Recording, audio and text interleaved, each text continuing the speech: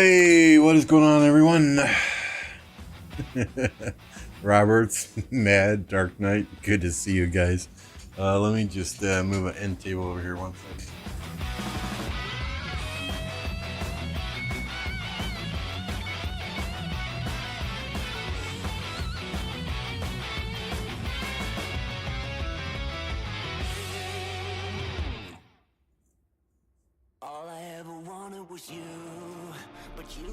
There we go. Okay, now I got a place to set my beverages. Oh, how's everyone doing tonight? So, and I know, we always schedule the stream for 5:30 p.m. Central Time, and end up usually going live a little bit earlier. I try and go live as soon as I'm done eating. Your pass is open on the 9th. Nice. I know passes in that 254-2605 KvK open tomorrow. So we will see what's going on there for sure tomorrow. The grudge match, the revenge match, 2605 versus 254. Will 254 come out to play?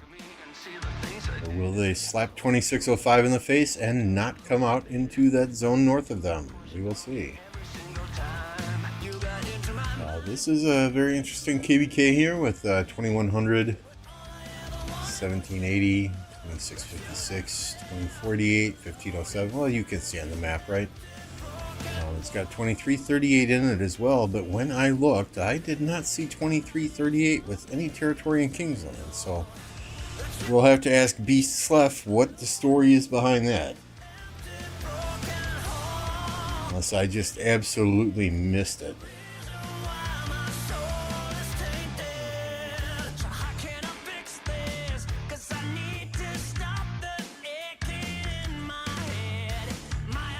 This red is 2100. They are trying to push blue, but it looks like they are getting pushed. This blue is, what was this one?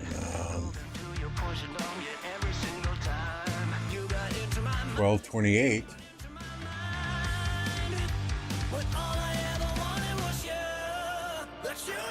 And this pink up here is 94, what, 20? 29. Oh my god, I can't read this map. 1694? So 1694 and 2100 look like they're getting squeezed out.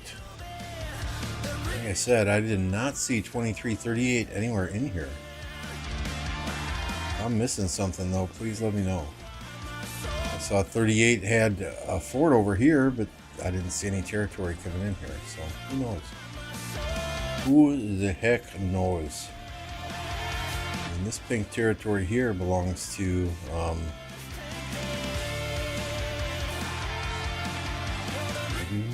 1507.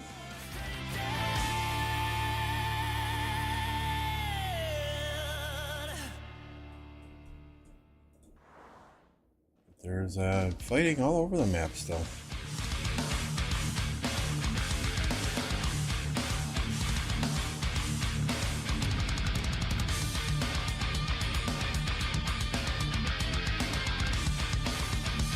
The bulk of it though is over in this area here with the 2100 and the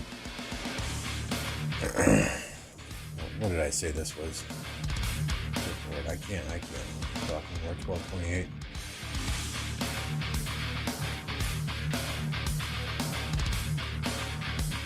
Okay, 2338 is in the 94 alliance. That explains it. They joined that other alliance then.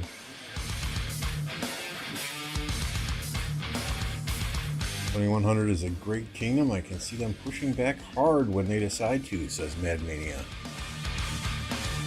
They better start pushing back here soon. Maybe it's their downtime. Are they,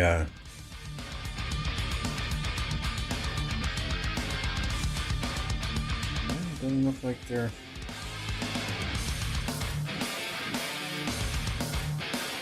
I'm gonna say, are they Korean? Have a large downtime? Maybe Chinese, but...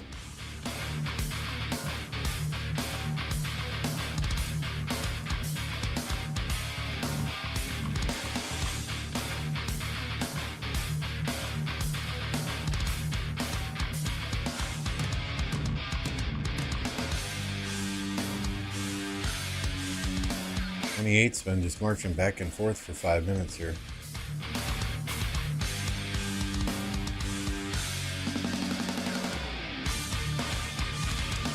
What do we got? 1 day, 1 hour, 48 minutes, and our KvK is over. We are all around, says Maniacs. So you're on 2338, Maniacs? Or 1228? Or 2100? So 2100 is the only kingdom in this KvK that has a camp all to themselves.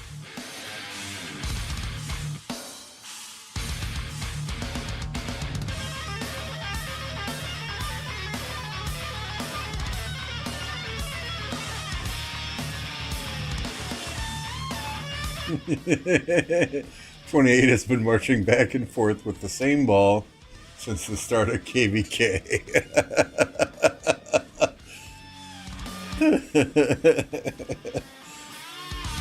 I guess marching back and forth doesn't do a whole hell of a lot unless that ball does something. So I think they're going for this flag right now.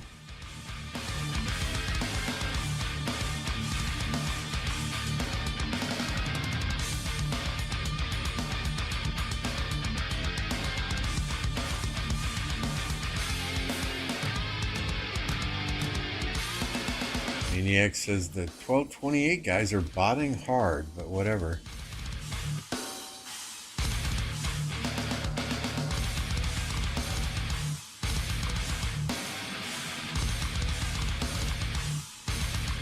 So we will watch, see if we can tell if they look like they're botting.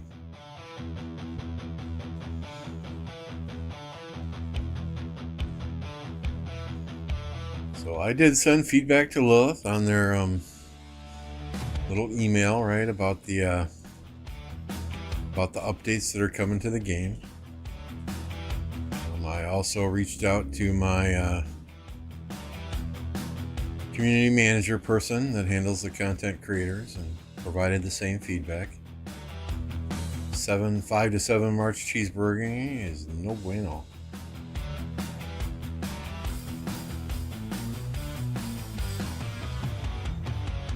We're all Japanese players online since Kingsland Open at 14 UTC. So that was what, 9 hours ago? And they've been marching same ball, same players for 8 hours now. It's 4 a.m. and 5 a.m. midweek in Japan. Maybe they took the day off of work. I'd take the day off of work when Kingsland opens.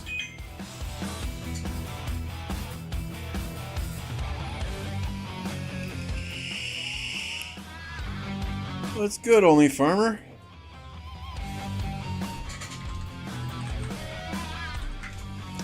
Seeing Only Farmer here, we'll drop a link to her channel in the chat so you can go subscribe to her. But that does remind me that on Saturday, Beast, Apocalypse, and I will be doing Content Creators Corner again at 17 UTC. This time it's on Appo's channel. Drop a link to Appo in here as well. And Plato cannot join us this week. He will be out in the wilderness camping. So Only Farmer is going to jump on as a guest on our Creators Corner podcast again. So don't miss out. We're going to talk mainly about this email that came out with the new update information.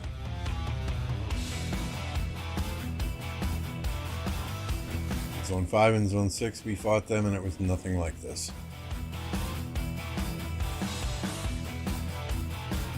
There goes that 94 flag. Where will the 28 players go next?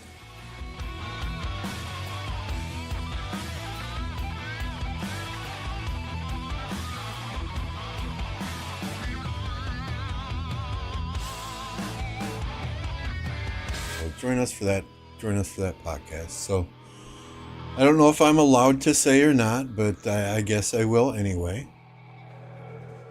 Yesterday morning,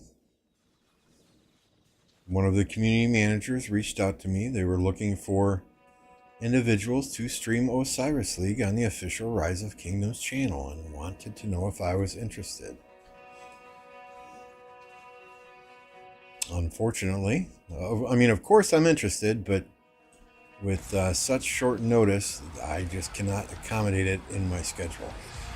This is the busiest time of year that I have for work right now. I'm basically on call every day, every hour of the day, while systems get set up for the new calendar year and testing is taking place. It's just crazy. So I was unable to commit to 4 hours every single Sunday until Osiris League was over. So unfortunately I had to pass this time around. I asked that they keep me in mind for next season. So hopefully they do.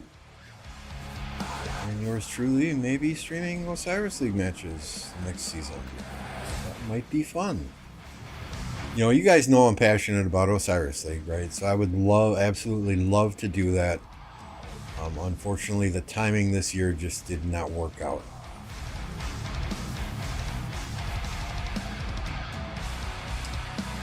So I had to pass. You know, at the end of the day, this is a hobby for me, right? It's not my career. I do this for fun.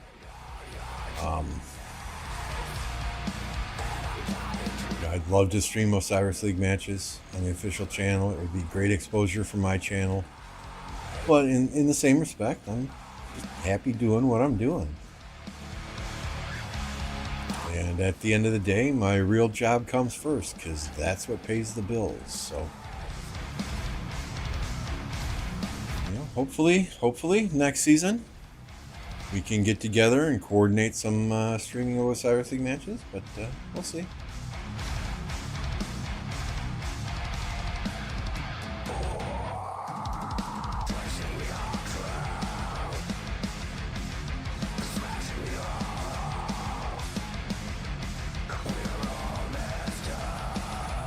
I don't know that they, well, I know. I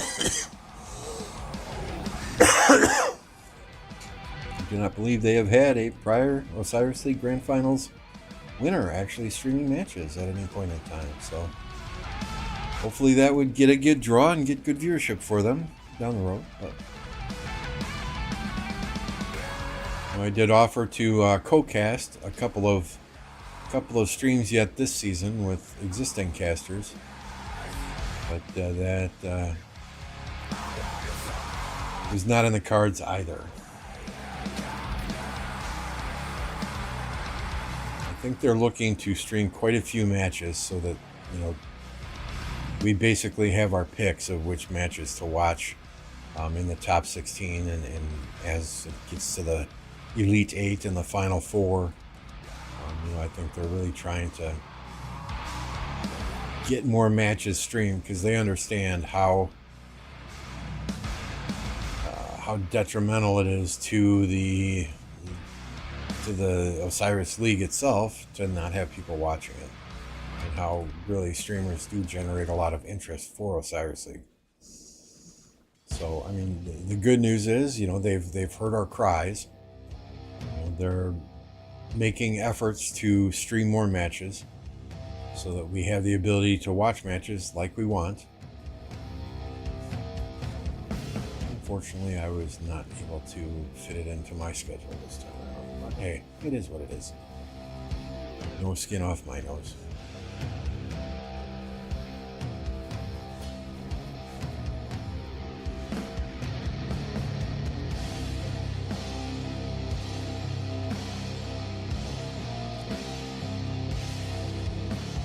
I don't know, maniacs. I don't know, brother.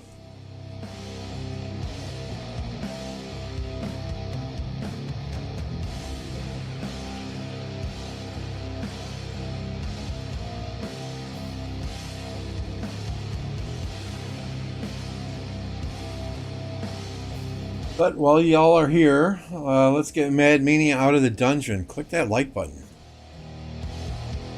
You gotta get to 50 likes to get him out of the dungeon. So let's get there, man. Let's get there. We're gonna bookmark this spot quick. It is Gathering Day in MGE. So I need to keep my gatherers going. I am a pro farmer, as you can see. Only farmer, eat your heart out.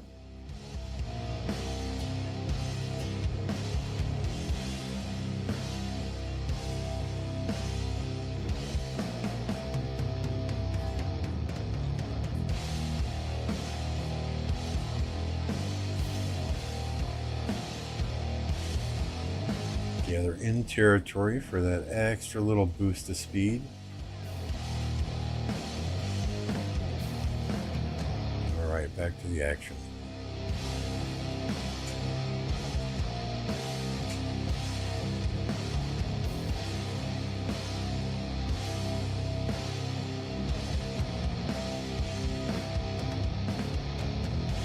I don't know if you guys saw, but Only Farmers Kingdom is facing off against Apocalypse Gaming's Kingdom, potentially, if they're not allies, in KvK. And the insults have started flying already.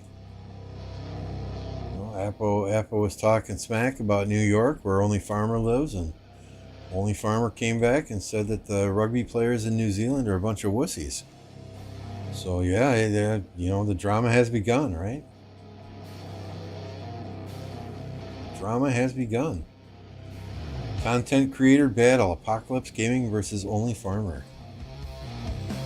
Coming soon to a YouTube stream near you.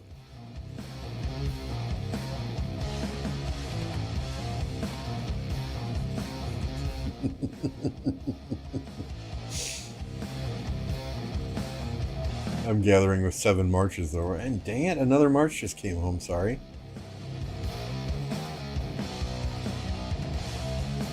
Gathering with 7 marches though, so that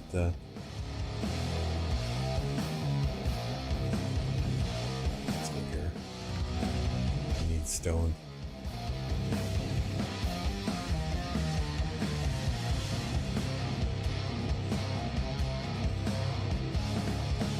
Tomorrow got mugged a resource node. What?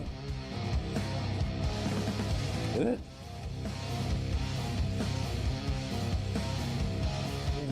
Oh. Am I going to invest in the new commander? I'm not going to put universals into the HQ commander, Q, whatever his name is. At least not for a while.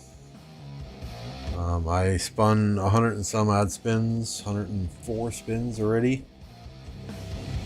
He is at 5.5. Excuse me, not 5.5. 5.221. 3.221. Based on some of the testing that I've seen, if he was leaps and bounds better than any other cavalry commander out there, absolutely. But my plan is to spin the wheel for him this KvK, next KvK, the KvK after. See where I sit then on his skills. And go from there. I want to see some testing with Justin first two, and then we'll decide which one we want to go for. I don't have to max either of them anytime soon. As you know, Mr. Weedy, we are just getting out of KvK. We're going to skip at least one, so we have got several weeks before we have to actually fight again and make any decisions as to what to do with our 760 some odd gold heads. Only Farmer's telling everyone that New Zealand is the only country that puts kiwi on pizza. Yeah, she was saying something about something having to do with kiwis and goat nuts. So I don't know.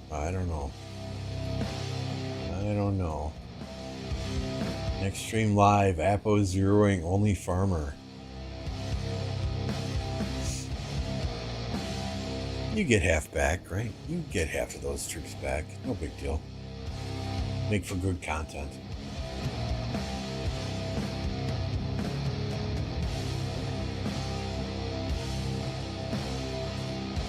And I am just kidding, y'all. Only Farmer and Apocalypse are very good friends. Any friendly banter they have would be just that, friendly banter.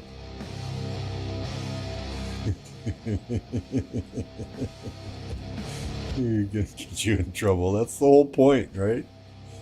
That's the whole point. Maybe 484 and 2489 to just take on the rest of the kingdoms in that KvK, right? You two versus everyone. We see a couple HQs out here now, so let's kind of follow this march.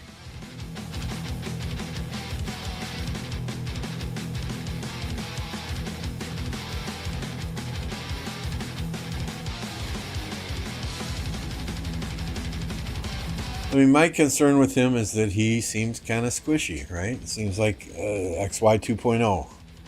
And don't get me wrong, XY is a good commander, but if you don't have XY done and you need another cavalry commander, I would do this one before I would do XY.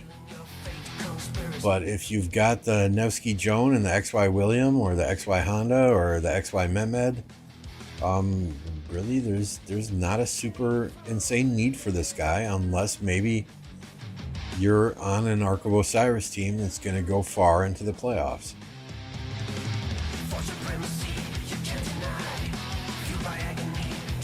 Then is when you may want to think about investing in him.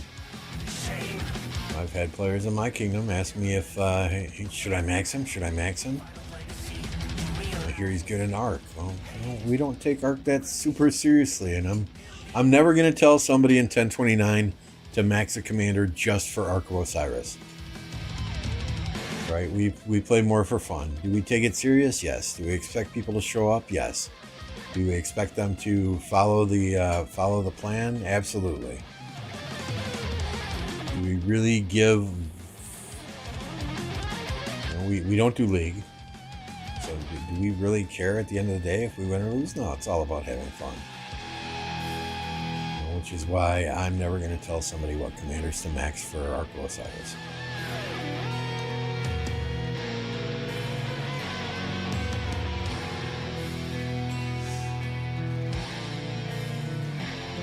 Oh, you don't know the allies yet, huh? They haven't announced them. I saw somebody say that Arvik's got the KvK that he wanted, so I don't know what was meant by that, but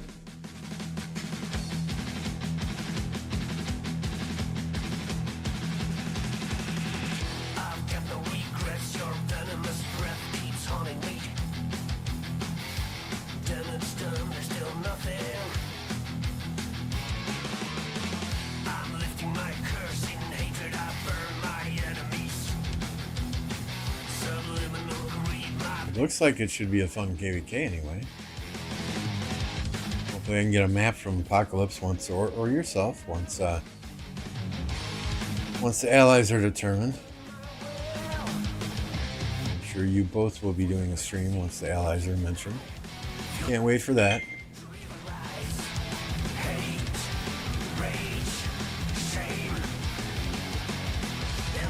Wow, is that flag just not getting filled up? Plug your ears.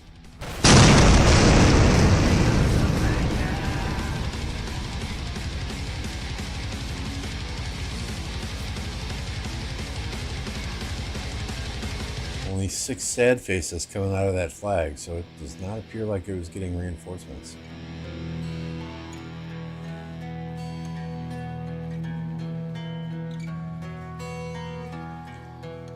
I don't know. The other zones, did OM28? Did they kind of lull their enemies to sleep here, thinking they might have an easy fight in Kingsland? And Kingsland, they're actually coming out hot and heavy and hard.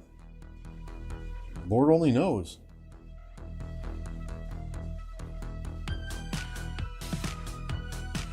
Two whale accounts swarming everything possible. I know. Hey, brother. You don't have to tell me about swarming, right?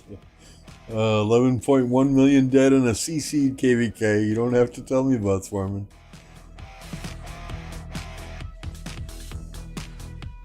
And I mean, Kingsland, yeah, it's not about trades, right? Not about trades at all. Kingsland is all about burning your opponent's flags. However you have to do it, you just got to get it done.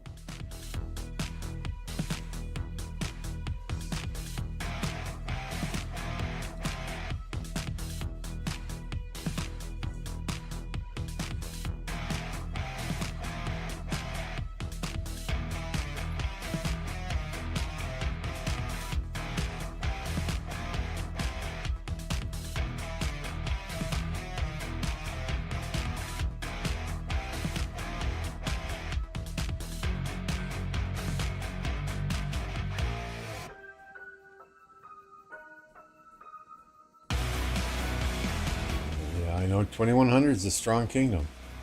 They were absolutely crushing it in their prior zones.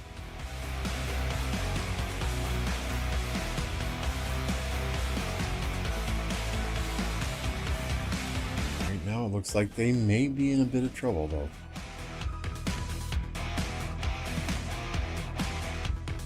So this flag's got 1045 hit points left on it. This one 619, so 28's going to have to repair this flag relatively quickly here.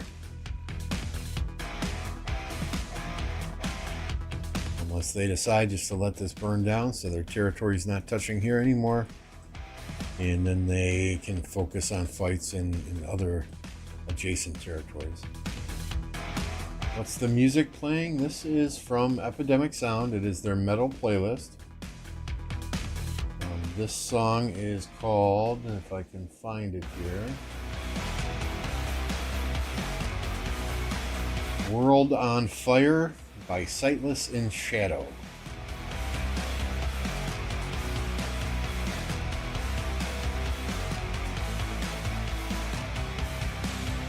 So we don't do that rave, hip-hop, techno type music on this channel.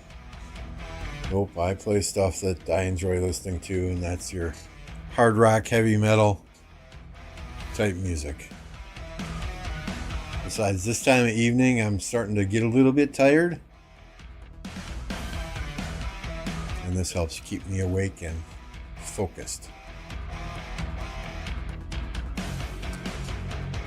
But in the description of the video itself, you will see a link for music. That's the link to Epidemic Sound. This is copyright-free music, so it's I pay $9.99 a month for a subscription. If you go there and sign up, I believe your first month is free. But if you do sign up and start paying the $9.99 a month and you use my link, I get a free month. So if you're interested, hey. I mean, when I'm fighting in KvK, I'm going to be honest, I'm not listening to copyright-free music. I've got my Spotify playlist that I use for pre-Ark of Osiris and KvK fighting, and you know that includes lots of speed metal. Your Motley Crues, your Def Leppards, your Burn MFR Burn. I forget who sings that song. You know, burn, motherfucker, burn, motherfucker, burn, motherfucker, burn.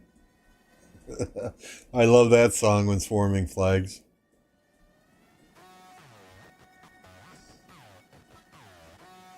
But can't play that on YouTube. We'll get copyright striked.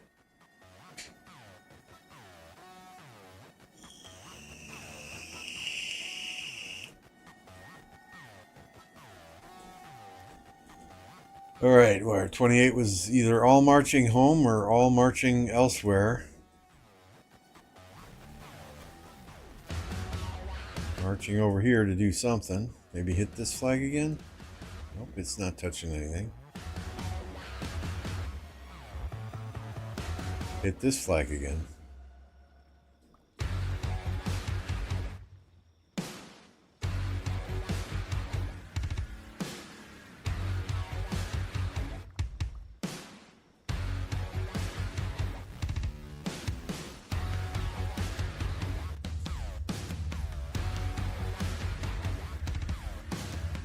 What, 94 up here? 44?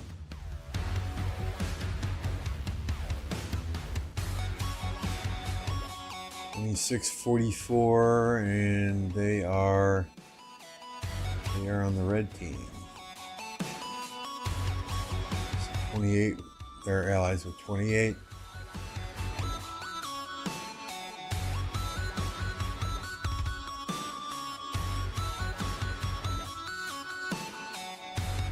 My assumption is 28's here for field support, while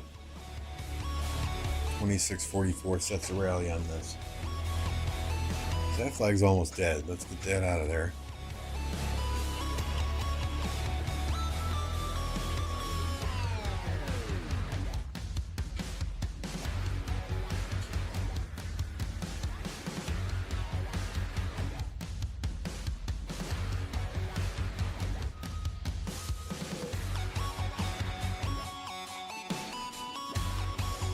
Where are y'all going now? It's like musical chairs.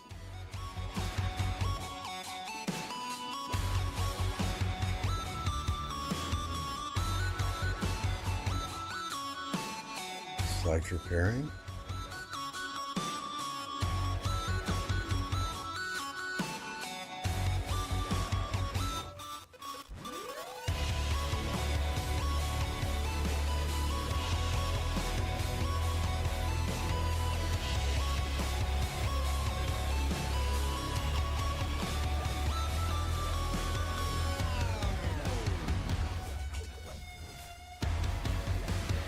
We got here Nevsky and ZL.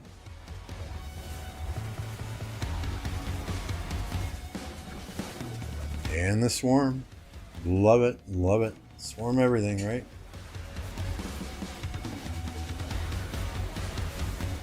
They didn't even wait till it was yellow. It just, fuck it, swarm it now.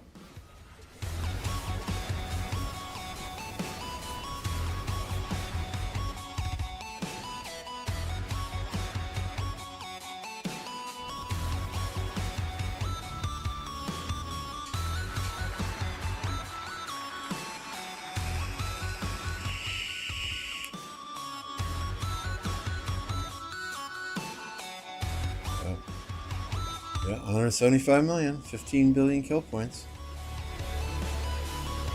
82 million deads. Not afraid to fight, not at all. Not at all. 16 point, yeah. Oh, it's the same guy? Same guy? Damn.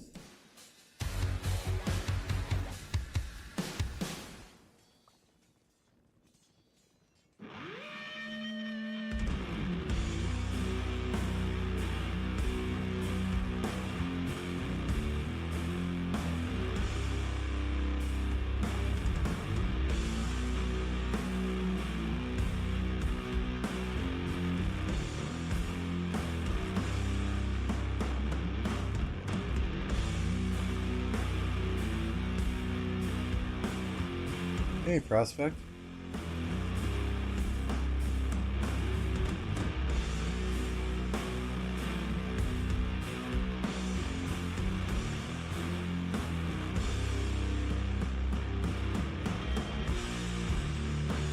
I mean, if you're fighting in Kingsland and you're not swarming absolutely everything, you're not fighting correctly.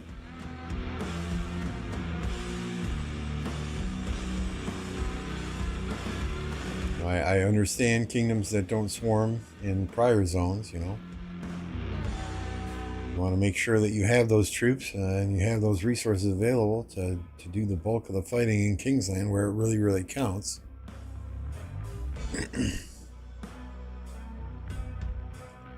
But once you're in Kingsland, trades don't matter.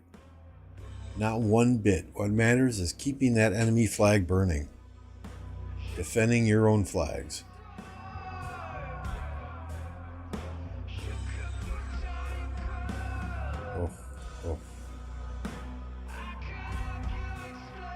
If you're going to go initiate the fight, make sure everyone's coming with you, not just a select few. 94's got a lot more people moving here than you do over here. Look out. And they see that too. They see that, hey, these guys aren't moving. Let's go clear the field now.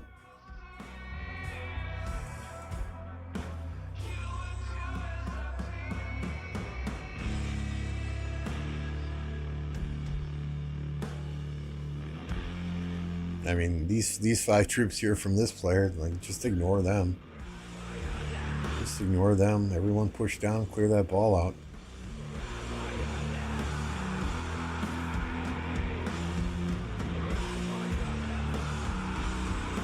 I was 228. They really downsized. It looks like they're doing really, really good at the moment.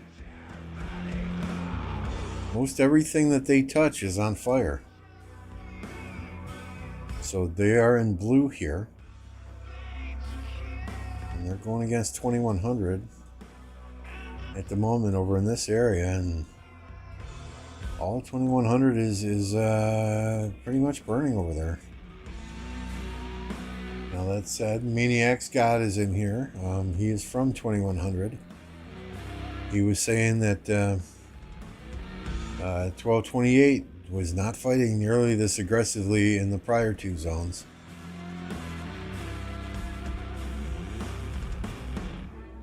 So maybe they were just waiting for Kingsland. Who knows?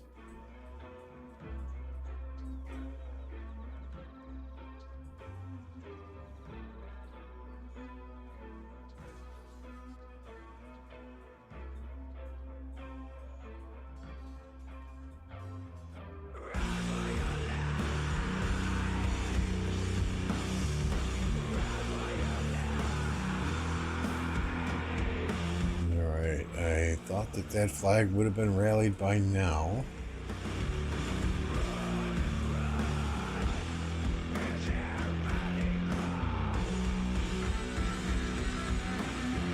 Let's look up on top here.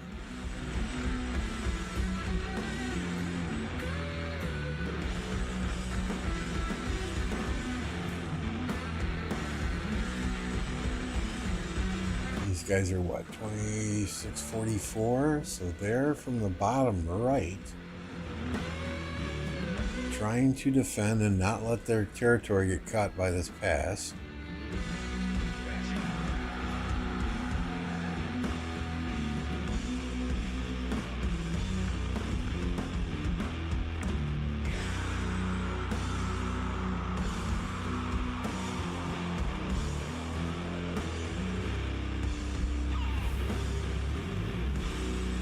There's not much territory they can cut. I don't understand though if and I'm no strategist, right? But if I were these blue guys, I would keep building this way to cut this flag and then potentially cut this pink territory here. I wouldn't even fuck with trying to rally the pass like they're doing. I would just keep trying to build and cut all that pink territory if I could. And maybe it's their downtime right now, so they don't have the ability to do that, and they're just kind of on the defensive. But so, why'd you cancel that rally?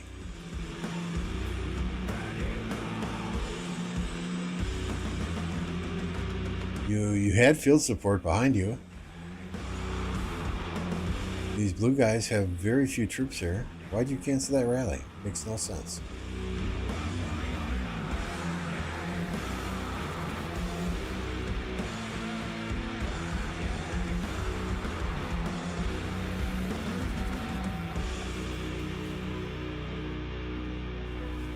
Okay, maybe these were the blue guys that were standing balled up there. But if you got this many people online, why? I understand you want to keep pressure on the pass, but if you take this pass, you cut one flag. You cut one flag. That does absolutely nothing for you. You need to keep coming across to the left here. Don't let them build this flag here. You need to keep coming across to the left here to cut this rest of this pink territory. If this pink territory goes, 94 is out of there. Right, and then it's just 2100. So why you're attacking the pass is beyond me. Even if you get this pass and start this fort on fire and this fort on fire, that's 24 hours. That's 24 hours that those forts are burning. You know, you can burn a flag in a half an hour. You can build a flag in 20 minutes.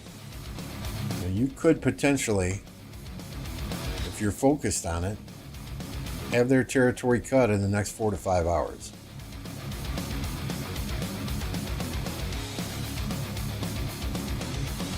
Just, hey, just an outsider looking in. Again, I'm no territory guy in KvK. I do the arc strategy, but I'm no territory guy in KvK, right? Hey, Felipe, you are a smart player. Not really, no. It just seems like common sense to me, right?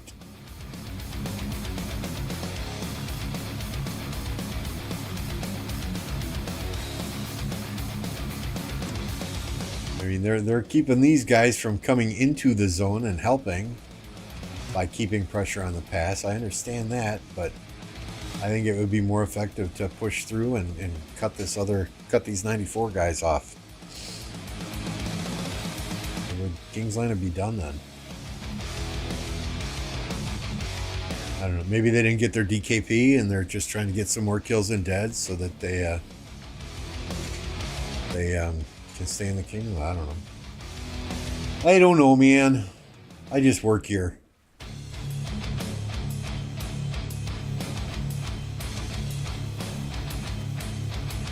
How's Felipe doing tonight? Still in 307 and 1916? Is that the case?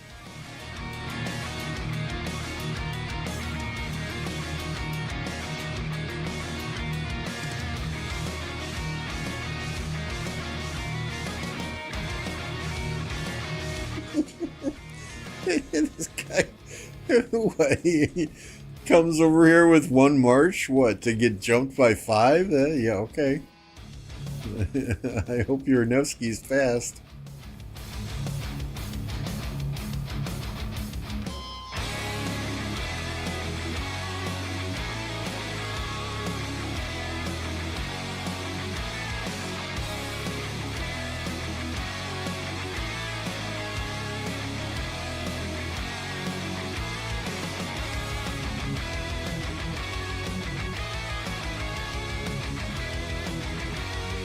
Exactly.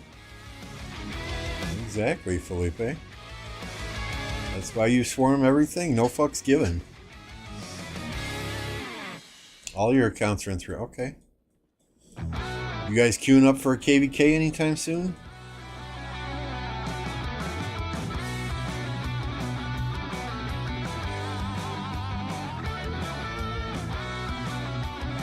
Who's left in 916 then? Is Skywalker still there?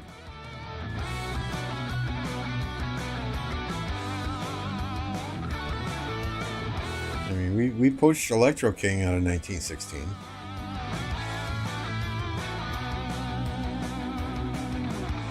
Skywalker had an account here, but life kind of took over for him. Second or third account, I think.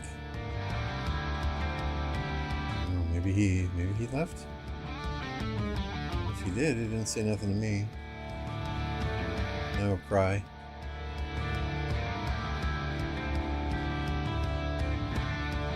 Maybe we just kicked him and made space during KvK, I don't know.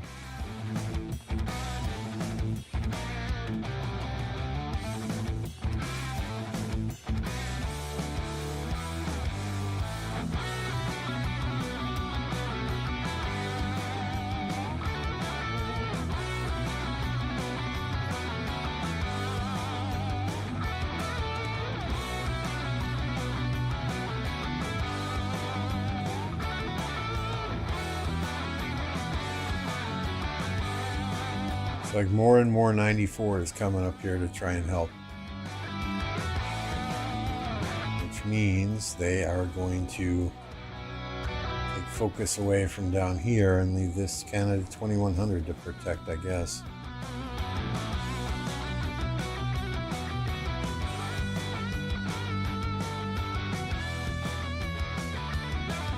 I love it when, okay, it is 60 million power player next to a burning flag, throwing up the bring it on emojis. I mean, seriously, dude.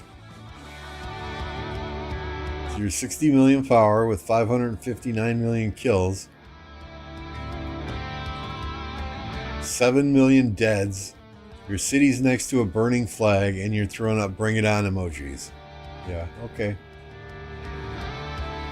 Hey, no, I have not maxed HQ. I am not maxing him.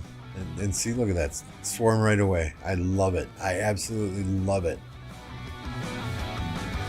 Pitching a tent here.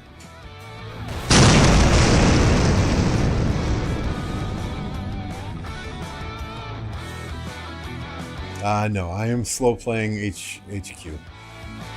I will spin all the wheels for him, and keep spinning wheels for him until I absolutely have to max him before KvK fights start, and then we'll consider it.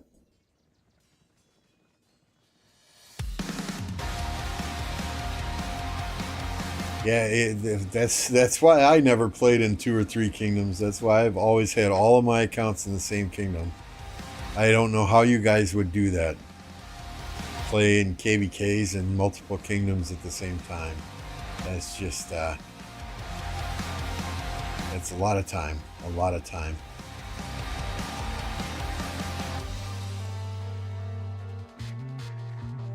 Can check 307? Okay, we'll do that. That's a mighty tent.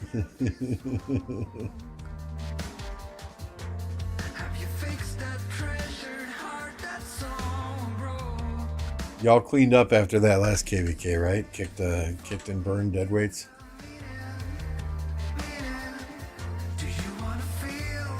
Honestly, I think it was long overdue.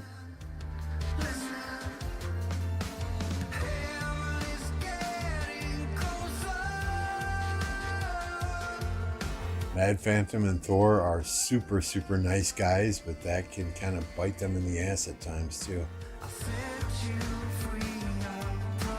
Ooh, Felipe, King of 307.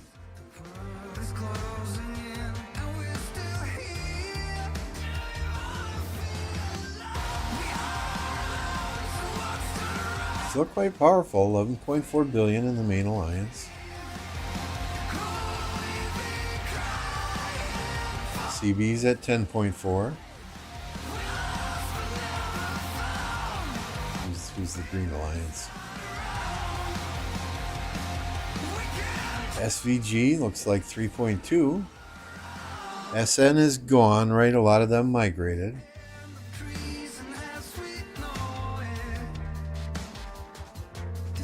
Yeah, they're down. So yeah, looks like you got a solid 2 Alliance Kingdom now, huh?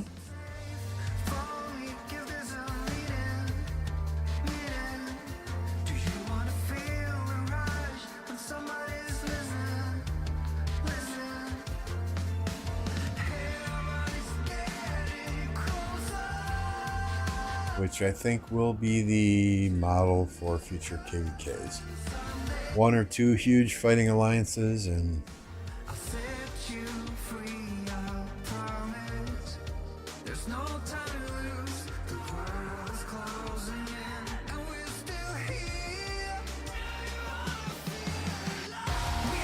I will say it is kind of sad though how as soon as you lose a KvK, people want to migrate out.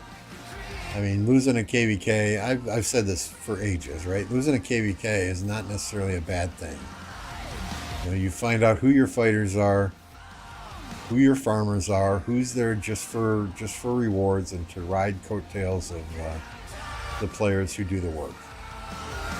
So it may not have been the worst thing that you guys lost that KvK against 1093 because you found out who's actually loyal to the kingdom.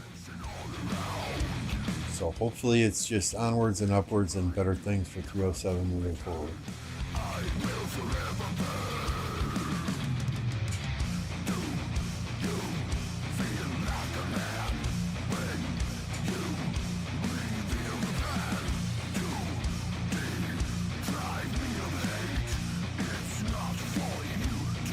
I'll be the first to, I got friends in 307, but I'll be the first to say I've been awfully critical of them for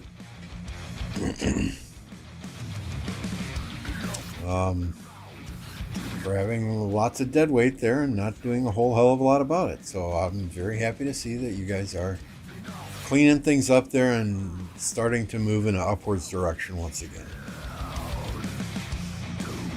I think Mad and Thor are just way too nice. Way too nice. I love Mad Phantom. I love Thor. Don't get me wrong. If these guys would not have let me in 1029, I'd probably be in 307 with you. Those were my two choices when I was done playing it with Ovi and 1052. Oh, look at that. I still got the counter up there from yesterday.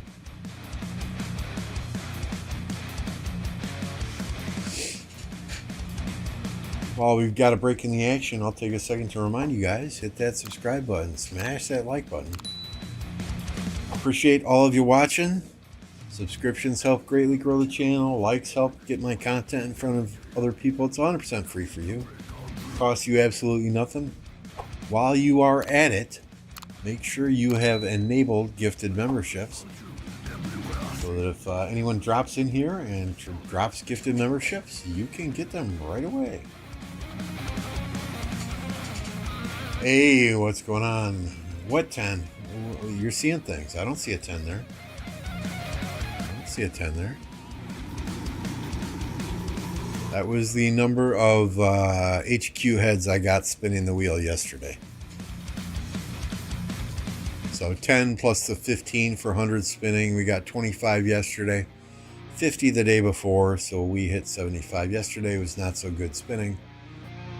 So I will be doing the free spin today at reset for the free spin and the half price spin. And the only way I spin more than that is if I get 8 spot on the free spin or the half price spin.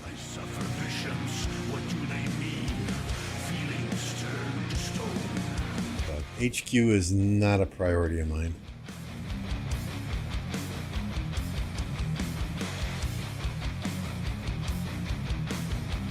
We're going to 100 spin the wheels for him, but I don't need to max him super quickly because we're coming out of KvK. We're not going into KvK.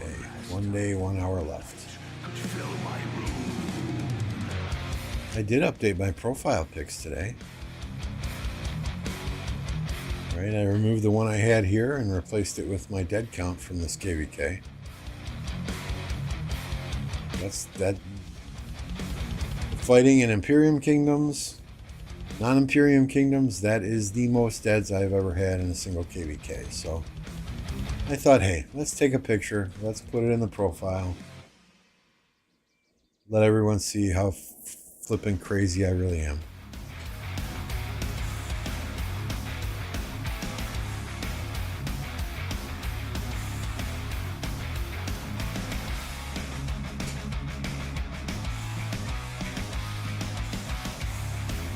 Ooh. Ooh, they repaired that in the nick of time, huh?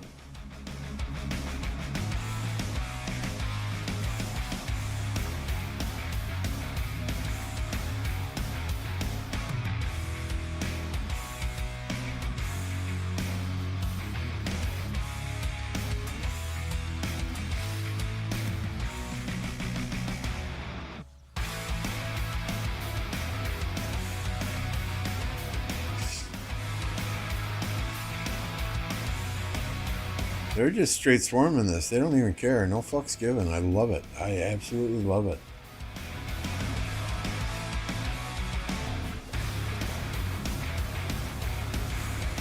King skill. Doing it up.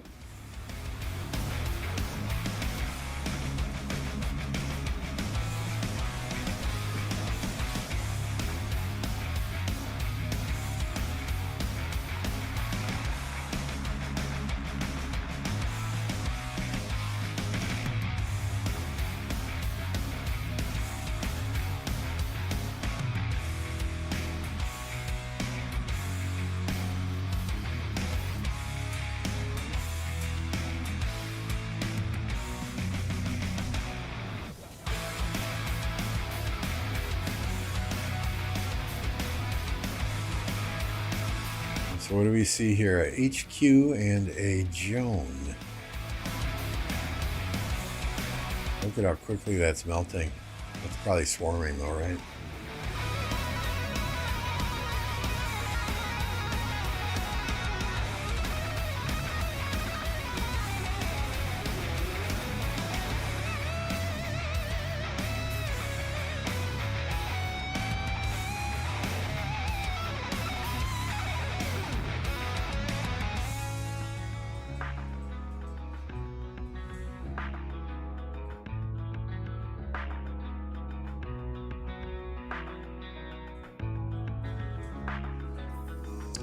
There's a strategic gold pit if I ever seen one.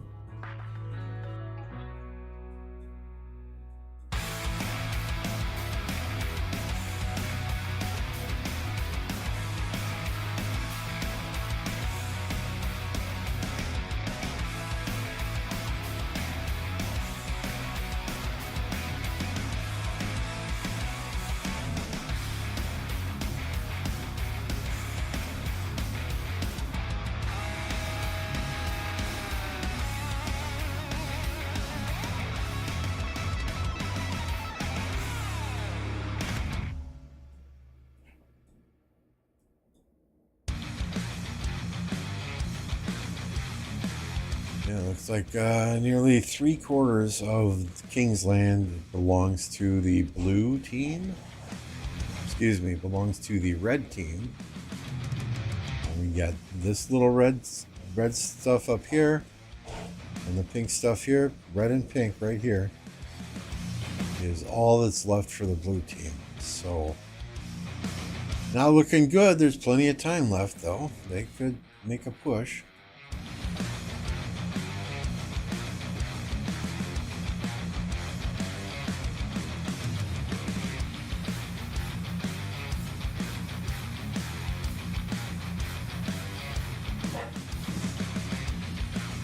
24 hours from now, the shoe could be on the other foot.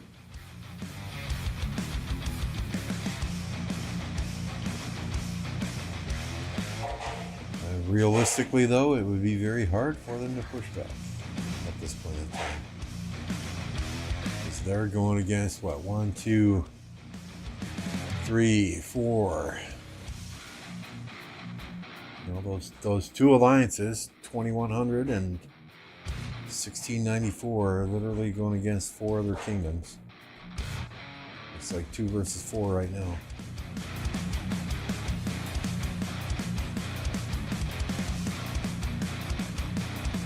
I think there are just too many fronts opened against too many other kingdoms to potentially have any success in pushing back. But hey, someone found the time to do this Crusader camp.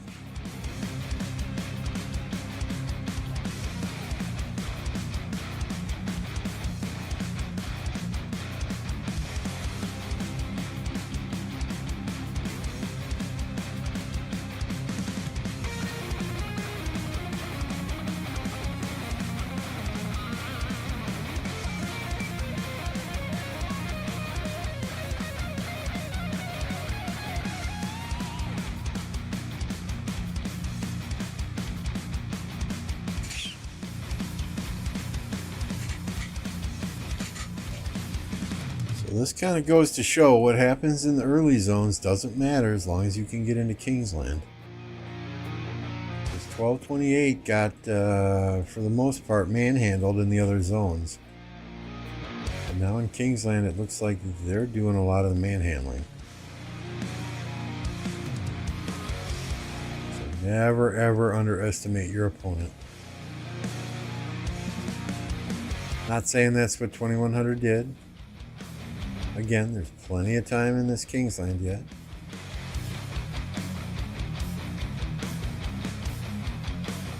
If I was a betting man, though, I'd bet on the red folks to win.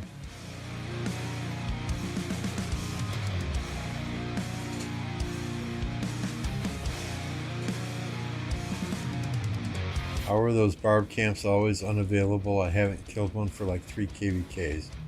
I think people wait in front of it to instant kill it. Well, I mean, yeah, and even in the KvK I'm in, right? You know, those are like, you know, I only hit them for the gems, right? But I will see troops parked on this little monument thing here hours before it expires. You know, there will be 2 hours left on the timer, and you'll see people with troops parked there.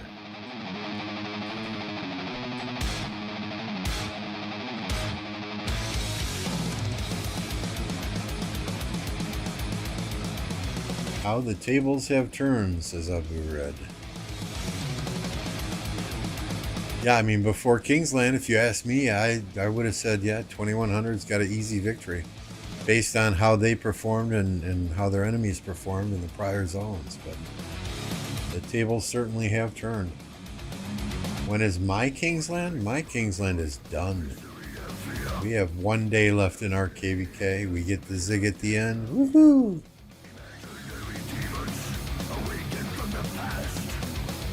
So mine is over.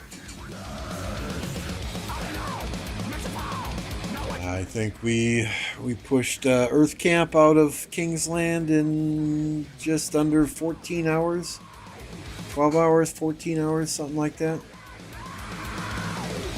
And our allies in the water camp pushed fire out in 16, 18 hours, give or take.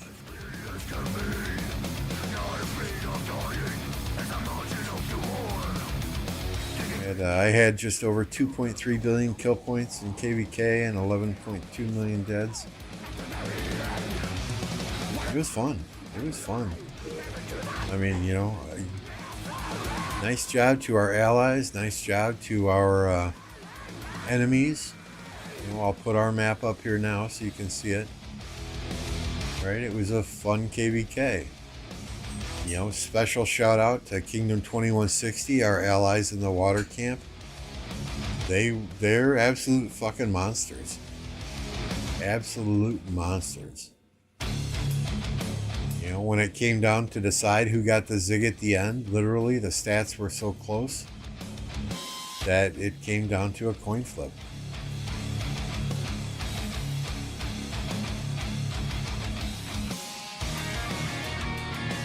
So Beast's camp is not anywhere in Kingsland that I could see. They've got a fort right here that could come through this pass, but that would cut off the territory of IL00.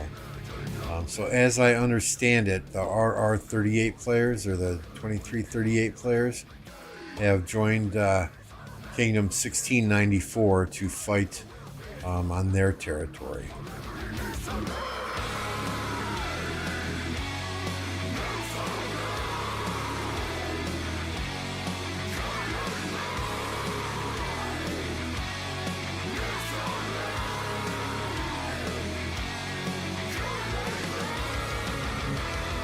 I know Beast was streaming earlier, doing some fighting earlier. I couldn't pay close enough attention to it because it was in the middle of meetings at work. So I don't know, because he was streaming right when Kingsland opens. I think he was streaming from an alternate account, so he didn't show flags and show chats and stuff like that. And he was fighting on a phone or on a tablet while he was streaming from his PC, but.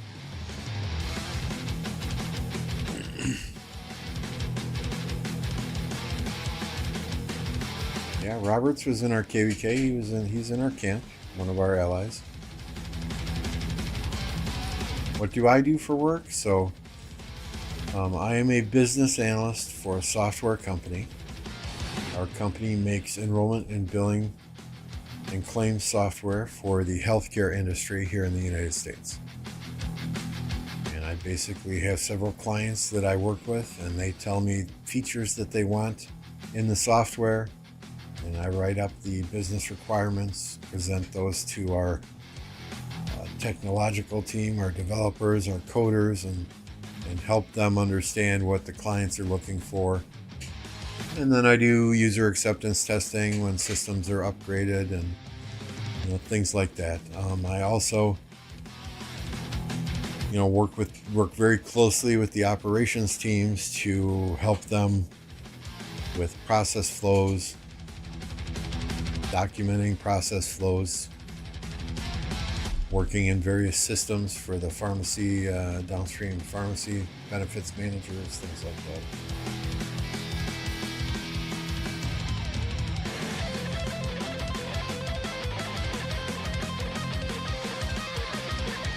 I'm interning as a quantum analyst. What's a quantum analyst? I've never heard that before. Alejandro, what's your opinion about 2612? Is 2612 in this KvK? Were they in our KvK? I'm sorry. Way too many numbers. 2612. Okay. So 2612 was our enemies in KvK.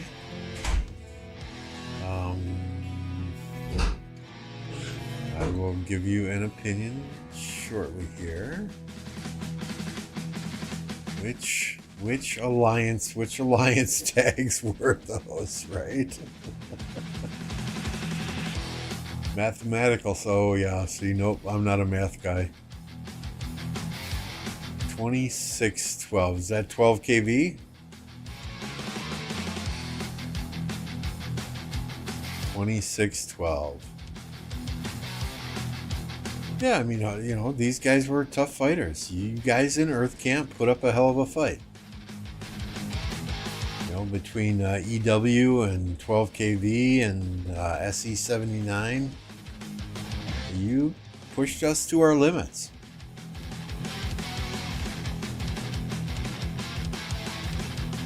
You know, I would love to ally with any of those kingdoms in the future. You guys did a hell of a job.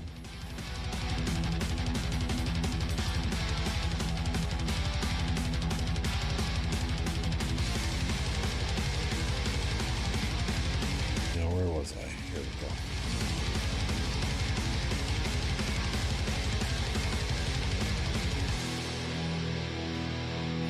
Hey Mandy, let me get back to the action here and we will definitely take a look and answer your question.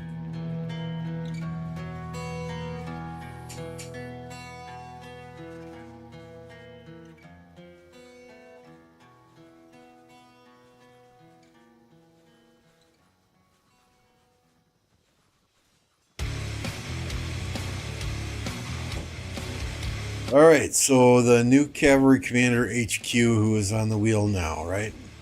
Based on looking at his skills, they look to be phenomenal. Based on the testing that I've seen and the feedback that I've got from others who have expertised him, I would wait. Unless you have a desperate need for a Cavalry Commander right now today, like you have a pass open, or you start fighting tomorrow in KvK, or you're on an Osiris League team and you have a good chance to get to the top 8, the final 4, the final 2, I would just wait to max him until we see how he does in other KvKs and in other testing. The testing we have seen thus far has been very limited to a lot of, at least the reports that I've seen, a lot of Ark of Osiris type testing. And that's not necessarily a true indicator of how he performs in a KvK situation. I think my personal opinion is I think he is an upgrade from XY. But do I think he is an upgrade to a point where I would drop a bunch of gold commander heads into him immediately to expertise him? No. If you are running Nevsky Joan and XY William or XY Honda or XY Mehmed, I think you're perfectly fine to slow play HQ. Now, if you are a cavalry only player, by all means, you want to get him expertise because you want him on the field as a dedicated cavalry player. And when I say all cavalry player, I mean you're sending out 5 cavalry marches. If you're a mixed troop type commander where you've got a couple archer, a couple infantry, a couple cavalry, he's probably not somebody that you're going to dump gold universals into. Sure, you're going to max him over time, but not somebody you're going to dump gold universals into. And that's my plan, is I'm going to spin the wheel for him this MGE, next MGE, the MGE after, and then we'll see where he's at. Will I expertise him before fighting starts in the next KvK? It depends on what else is out there. So I know that was a very long-winded, detailed explanation to your question, but hopefully it helps. Roberts, I hope we never have to fight you guys. Yeah, 20K, and we're used to that in C and DC KvKs, right? 20 kingdoms in a heroic anthem, and we've had 32 kingdoms in Strife of the 8, so. Did I do my mobilization yet? I did some. I did some. So I did 4. I've got 625 points right now. I was going to wait until reset and see if any of these purchase 3 bundles. So we'll accept that one. We got 24 hours on that one. We can buy the daily and get the 3 bundle deal there. New infantry needs to be promising. Yeah, I mean, so Guan has been the mainstay of infantry players for a long time now. They need another infantry commander that does AoE damage, that's a bit tankier, and that does that AoE damage like Guan does. Guan's still an excellent infantry commander. Everybody who's an infantry player runs Guan as one of their top 2 marches for sure. But they do need a new infantry commander that is primarily open field, because Tariq was not primarily open field. Call was not. Sargon's a very good open field commander. But yeah, it would be nice to see them come out with a brand new infantry commander to not necessarily replace Guan, but complement Guan and the other infantry commanders. New infantry commander is going to be ass, as always. 1200 AoE damage and a 200 shield. Who's in our league? So in our league we have got, let's see, and I don't know many of these, right? Banana Love, 24, a lot of 20 something kingdoms.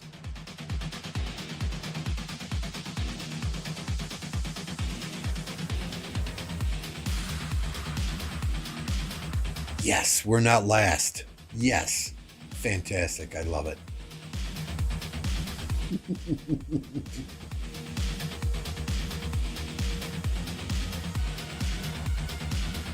I don't dislike Sargon.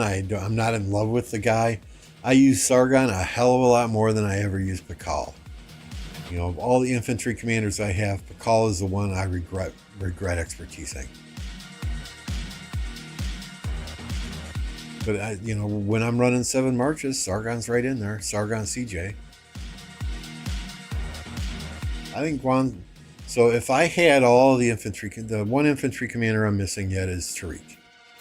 If I had Tariq, I would be running Guan, Sargon, and Scipio Tariq in my 7 march setup. When I do 5 marches, it's 3 archer, 1 infantry, 1 cavalry. When I go to 6 marches, it's 3 archer, 1 infantry, 2 cavalry. When I go to 7 marches, then it's 3-2-2, or even 3 archer, 1 infantry, Trajan, and 2 cavalry. So it's very rare that I'm running 3 infantry on the field. I do have 3 infantry marches if I need to. Hell, I'm so short on troops right now from 11 million deads that this last Ark of Osiris I was running 3 infantry. I just burned through the cavalry in Ark. Halfway through, I couldn't fill a full cavalry rally.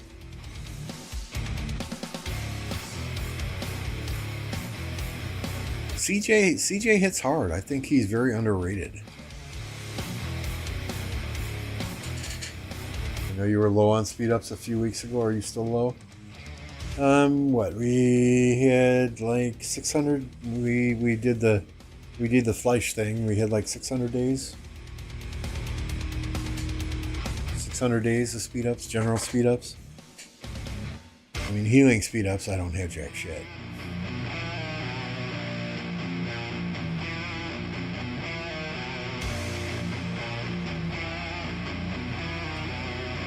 My power and troop amounts right now, so I'm at 106 million power. Troops, I've got 1.7 million infantry, 1.4 million cavalry, 1.2 million archers. But yeah, I mean, I ran out of cavalry in Ark of Osiris. And I tell everybody in Ark, I say don't heal troops. Don't use your healing speed ups in Ark. It's not worth it. So I didn't use any healing speed ups, but once I ran out of cavalry, then we started throwing the infantry out there on the field. What's the Fleisch thing? So and we can show you, right?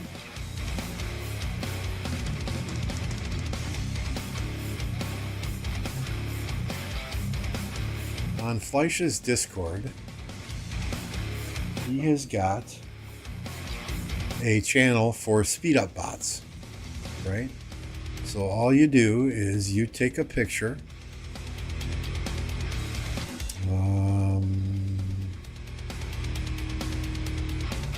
Oops, hang on. Let me get to my speed ups. And you can submit multiple pictures, right? But you take a picture. All of the screenshots have to be exactly the same size. There are some weird requirements. So you take a picture and you post it in here. And it starts a process for you. And it tells me right here, I've got 675 days of universal speedups, 1,437 days of research speedups, 9 days of healing speedups. So it does that calculation for you. You don't have to use the rock calculator or whatever the heck it is. So that is one of the places I go quite frequently, is to Fleisch's Discord. Honestly, that's all I do in his Discord. I don't read anything there. I just use his bot.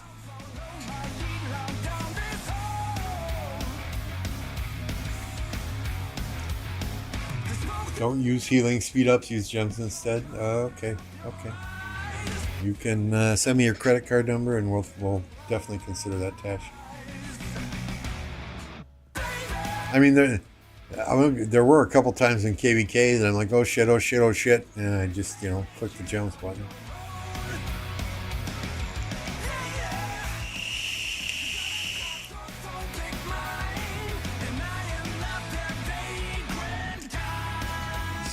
Are you doing an end of KvK account review before KvK? I don't know. I didn't really do one before KvK. So in order for me to pull all my data before KvK, I'd have to go rewatch some videos right before KvK and pull all my stuff out of there. But, roughly I got 2.3 billion kill points. I know I got exactly 11,174,486 deads. I was just trolling them with cavalry there. I used approximately 10 billion of each resource. Used roughly 4,000 days of speed ups. But that includes taking third place in Zenith of Power. I started KvK at 192 million. Dropped down to 135 million after fighting in the first zone. Trained back up to 155 million with the Zenith of Power. And then I would think I was down as low as 103 million after Kingsland.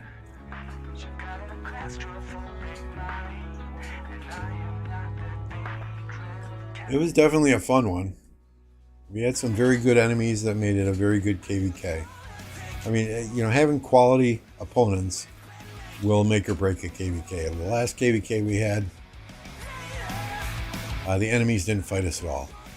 So the KvK before this one was a Nile KvK, and I literally got only 700,000 kill points and 174,000 deads because the enemy wouldn't fight us at all, literally at all.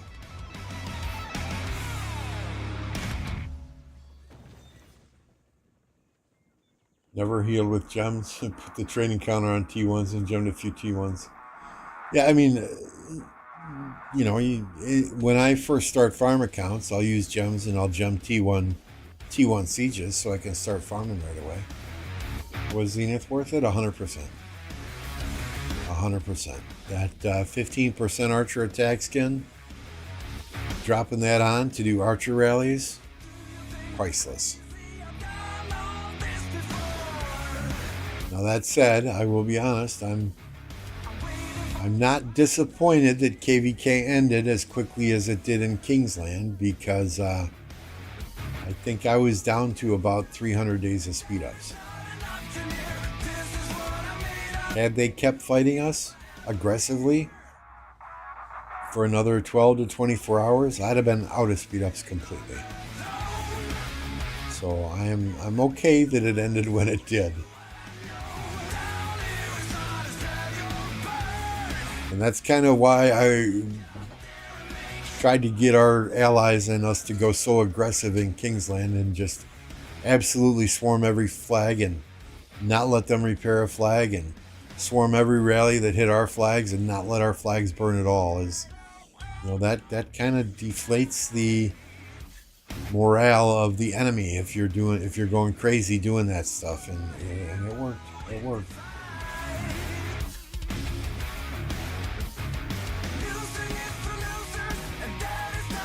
I do not have a 15% archer defense skin. I have a 10% archer defense skin.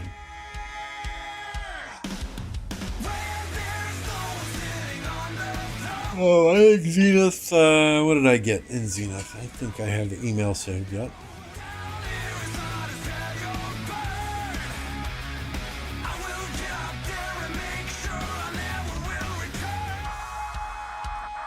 So yeah, 20, finished third with 20 million. Top 10 would have been 12.7.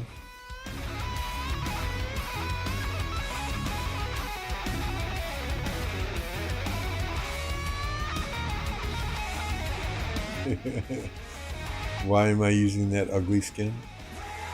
This one? Oh, because I was doing Karak earlier.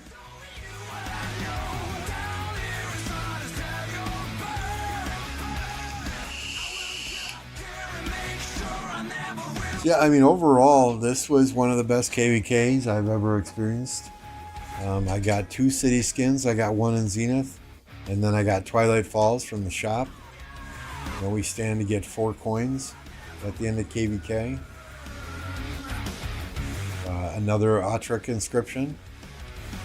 We'll get our 4th star on our banner. So yeah, it was a blast. It wouldn't have been nearly as fun, though, without good allies in our own camp and in the water camp. So, you know, my hat's off to them. And 2160 in the water camp. This is our 3rd KvK that we've allied with those guys. And we're undefeated when we ally with them. You know, so we were kind of joking with them, because the first KvK we were allies with them, they didn't get any fights in KvK. Enemies ran from them. So we let them have the star of that first KvK. The second KvK we were allied with them, we didn't get any fights. The enemies all ran from us. So they let us have that star of that second KvK. So this KvK, they were like, okay, it's our turn for the star. And we're like, wait a second.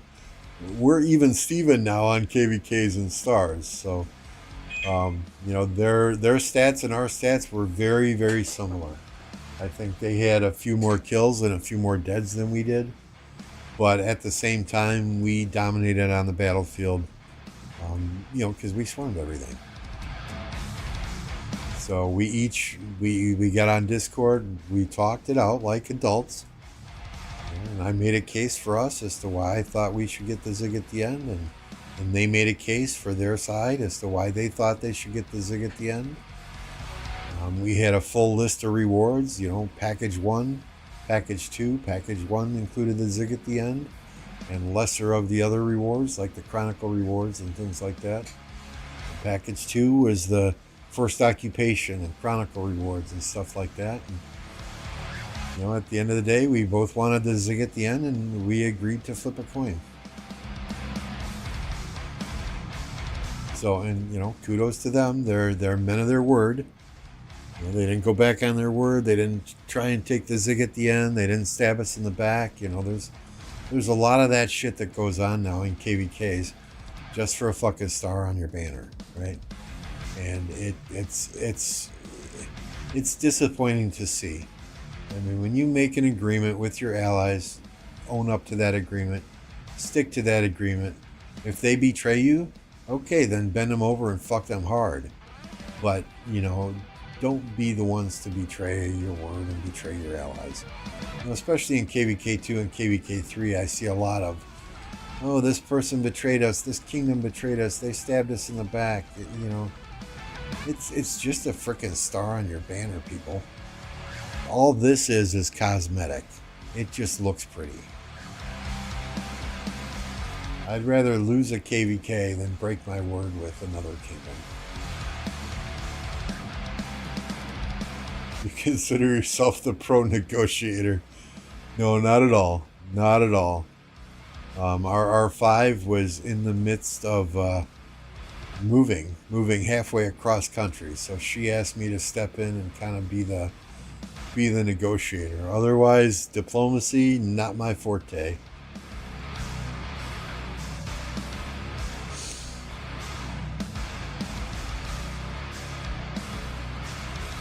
I spend 8 to 12 hours a day in meetings at work, at my real job, being politically correct and being nice to people and saying nice things. And okay, well, if you can't do that for me, let's do it this way then.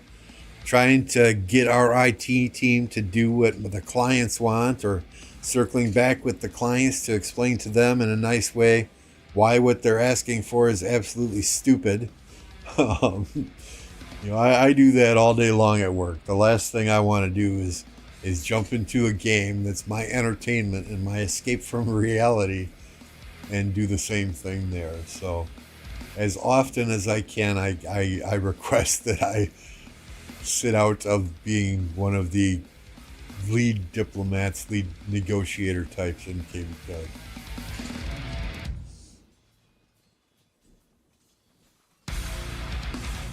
Next KvK, you're in record at least 1 hour of action that you not streaming, and watch it with us with your okay. Next KvK recorded an hour of action and then watch it with us and give my commentary. Oh, that's an interesting idea. Private sector is definitely where I want to end up. Amazing, yeah. I work for a big company, a global company. I mean, they have offices in India and London and Mexico, and it's just, I don't know. Sometimes the political red tape drives me absolutely crazy. I guess I'm old school. I'm 52 years old, so I grew up with a set of values and a work ethic that is, do what's right. Even if it costs money up front, do what's right. Do what's morally right, do what's ethically right, do what's logically right. And big companies these days are all about, well, what's our return on investment? If we invest $1 million into this, how soon are we going to recover that $1 million? And too often I hear terms like it's not in the budget, or there's a manual process in place to do that exact same thing, so we don't need to spend $2 million to update the system to do it for you. And it's frustrating from time to time because they're all about the bottom line. And when you work for a publicly traded company as well, it's more about the bottom line than anything else. Because if you don't keep your shareholders happy, the price of your shares drop. So when I worked for smaller companies, mom and pop type companies where I knew the owners, I enjoyed my job quite a bit more, for the simple fact that they were generally more down to earth and they cared more about their customers than big corporations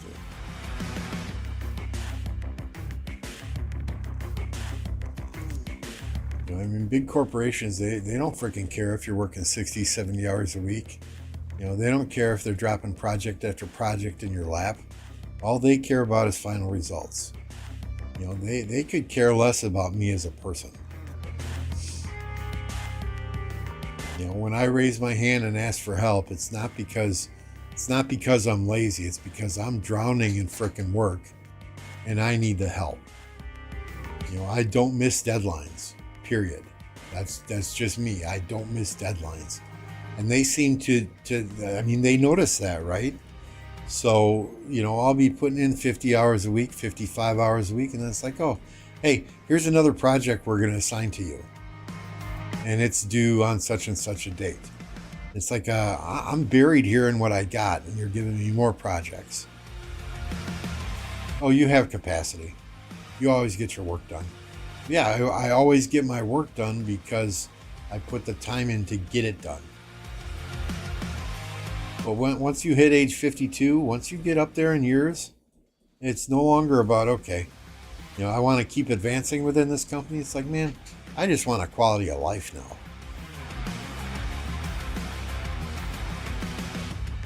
So there was a time when if there was a project and they were asking for volunteers, I'd raise my, I'll do it.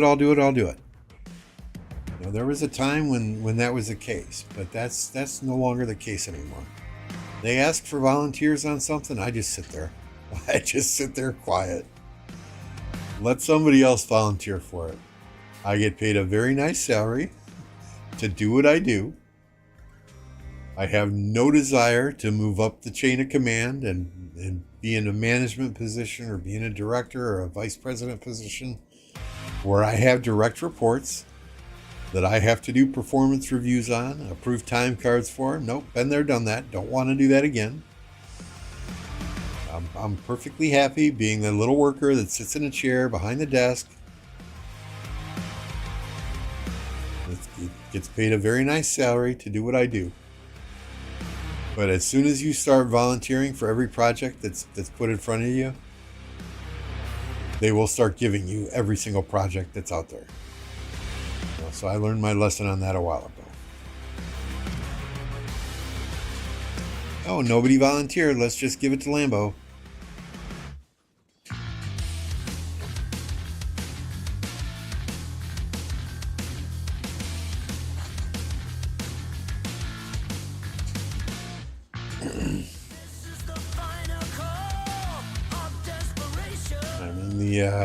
The sad thing is it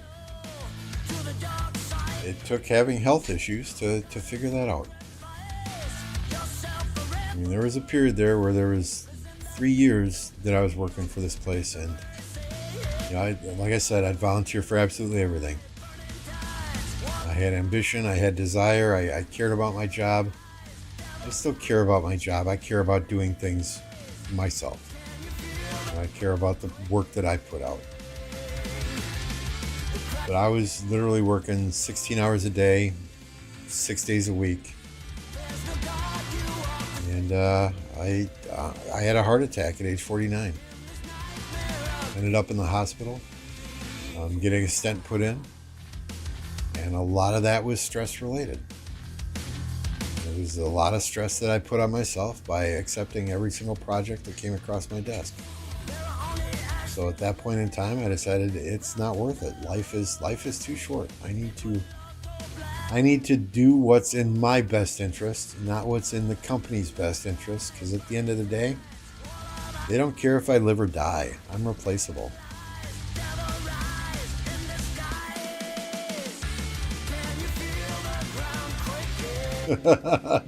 No, nobody calls me Lambo in real life.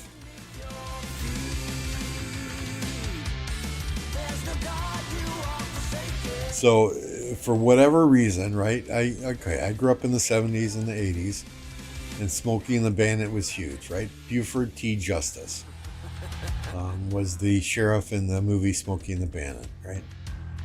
So somehow, when I was 8, 9, 10, I got the nickname Buford. My first name is Brian, so Brian, Buford, they both start with the letter B. I got the nickname Buford. So when I started playing this game, I didn't expect to be playing this game for 4 or 5 years. So it asked me for what governor name I wanted. I just put in Buford. So I was Buford for a year and a half, 2 years playing this game. And then the alliance that I was in was named Justice for All, something like that. And then we changed to Wolves, the Wolves of the North. So I thought, okay, well, I'm a Packers fan. Lambeau, B-E-A-U. The last 4 letters in Lambeau are the first 4 letters in Buford. Lambeau sounds like a wolf name. So I changed my name to Lambeau, and it just worked. I ran with it.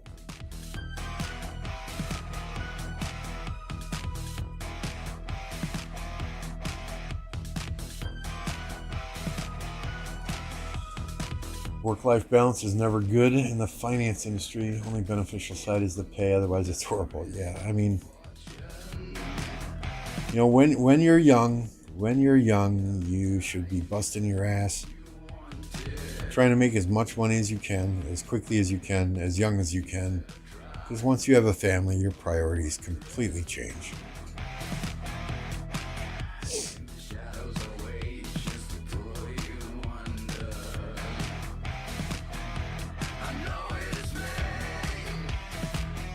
And I'll be honest, I don't have a college education. Every single job I've ever had, I started on the bottom and I worked my way up. The job I have now is kind of an exception to that. One of the individuals I worked with at a prior company, she came to this company and she reached out to me and she said, hey, you know, you're one of the best people I've ever had working for me, and I'd like you to come and work for me again at this new company. And when they offered me 20% more than I was making at my old company, I jumped at that chance.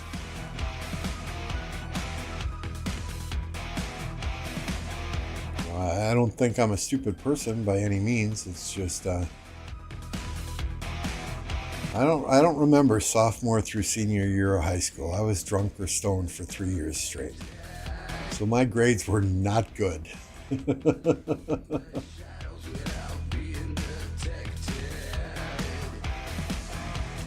They had me doing work on weekends as an intern. And oftentimes I have to stay behind at work last 5, even though I start at 8. Yeah, you know, I mean, when you're young and trying to get your foot in the door, though, that's the type of stuff that you kind of got to do.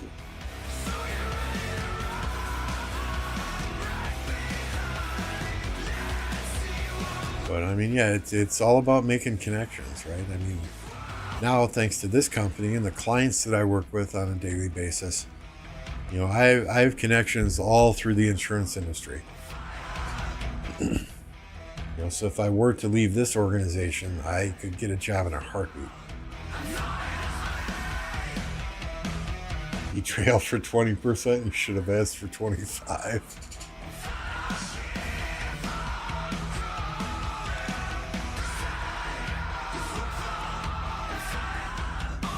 You know, I often joke with my current boss and say, yes, my mortgage is paid off. My 2 cars are paid off. I have no debts whatsoever. I'm quitting. I'm giving my 2 weeks notice. I'm going to go buy a Prius and be a pizza delivery driver. Or I'm going to be the new greeter at Walmart. Hello, welcome to Walmart. How are you today? Can I get a cart for you? You know, some low stress job, but hell, none of it matters on Friday, right? Friday, the Mega Millions lottery here in the United States. What is it up to now? Let me just check the app on my phone. Okay, Mega Millions. Next drawing is on Friday, August 4th. It is jackpot. The jackpot is $1.25 billion. If you get a lump sum, that lump sum payment is $625.3 million. Imagine, just imagine. I'm never going to win. I got a lottery ticket, but I'm never going to win. But just imagine. It just makes you sit back and go, oh my goodness, what could I do with that kind of money? I could sell the house. I could buy an RV. I could travel the country with my wife, going to all the different national parks, visiting every single one of Guy Fieri's diners, drive-ins, and dives. Just live out the rest of your life in peace and quiet, and not having any schedule, not having to report to anyone.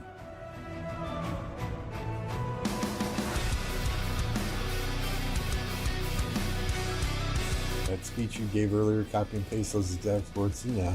No.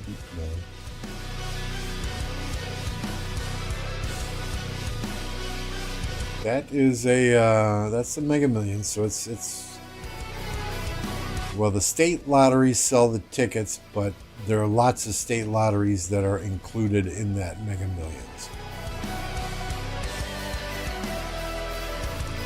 But yeah, that's an absolutely insane jackpot.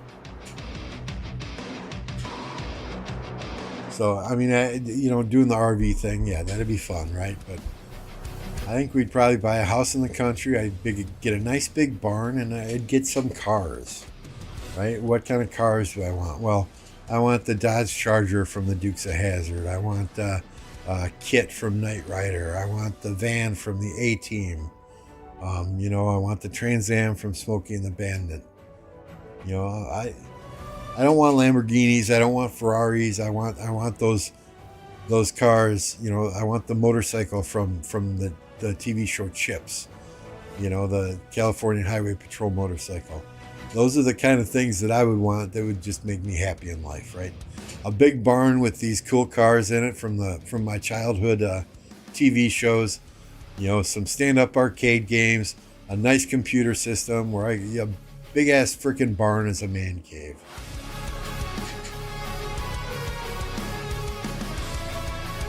You need a PJ. What's a PJ? The car from Starsky and Hutch. Just a lot of those cars. Now, my dream car has always been a 1970 Chevy Chevelle convertible. I'm not fancy. I don't care if it's numbers matching this, that, or the other thing, all original parts. Hell no. I'd be fine with a 1970 Chevy Chevelle convertible resto mod with a big ass 400 plus horsepower engine. All the computerized gadgets that you could have in it. That'd be fun as hell. Private jet, nah. You might buy a little Cessna and take pilot's license. That would be fun, right? Get a pilot's license and a nice little plane.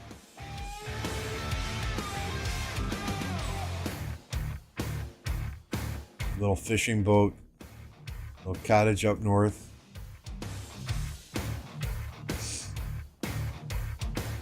Nice big plot of land so I could go deer and duck hunting whenever I wanted on my own land.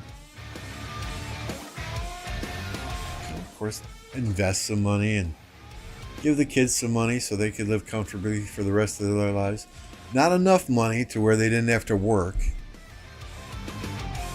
Right? I mean, I still want my kids to grow up with a good work ethic and understand the value of a dollar and not be one of these spoon-fed rich brats that just dances on frickin' TikTok for money and shit like that.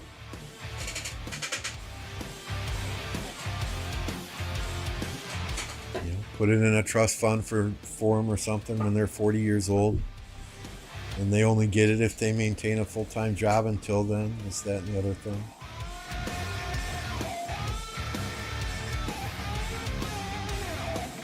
Yeah, I took aerospace classes in high school, and those were one of the classes that I enjoyed.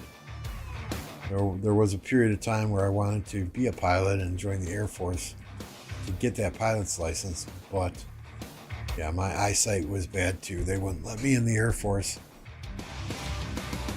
I have this really, really weird issue where I see double all the time. So I see there are 4 computer monitors in front of me. I see 8 of them. The images kind of overlap. Like when you're drunk and you see double. It's just my eye, the muscles in my eyes or the muscles in my brain or wherever are just not pulling the image together for it to be one image. So that's if there's a toothpick on the desk in front of me, I can reach over and grab the toothpick with no issues. It's not like I'm reaching over to the desk to grab a toothpick and not getting that toothpick because I'm grabbing it the wrong image or anything like that. The brain is used to seeing what it's seeing, and I can touch my nose, whatever. Just they wouldn't let me in the Air Force because of that. So that, I guess, that might prevent me from getting a pilot's license, right? But, we would slum it with the rest of the people and just fly first class. If we had $1.25 billion.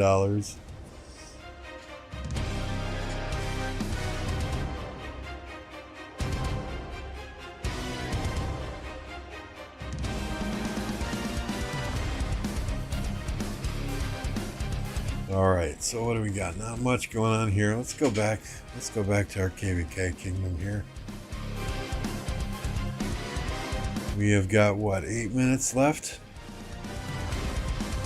before reset, and I'm going to need to get these guys all home to dump these resources because it is gathering day. Someone's going to yell at me for leaving resource nodes half farmed, but I'll take care of it, don't worry.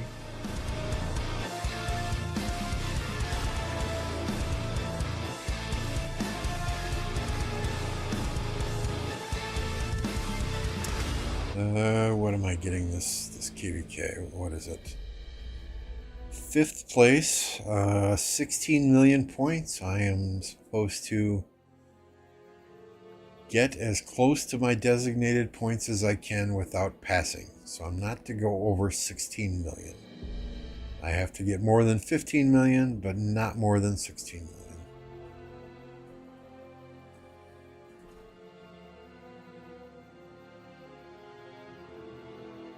Don't worry, Cat isn't online.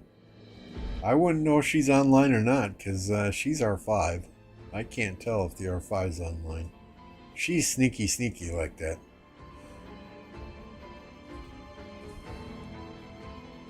Alright, so this one, that one was gathered.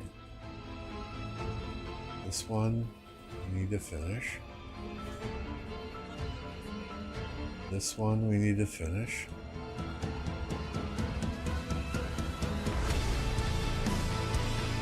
This one, we need to finish. This one too, right? Yep. And this one here. Okay, see, I'm going back to all the ones that I left half full. Yeah, so the R5, so here's what I see, right? Since I'm Warlord, I can tell this little green dot tells me who's online. I see 8 people online right now. So Resurgence is online, I'm online, Yafi is online. We have some farms online. So these players with the little green dot, they're all online right now. The only person that me as a titled R4 cannot see if they are online or offline is the R5. And the R5 can see if everybody's online or offline. Now, if I was MF and I don't have this title, don't have this Warlord, Counselor, Envoy, or Saint, then I can't see who's online.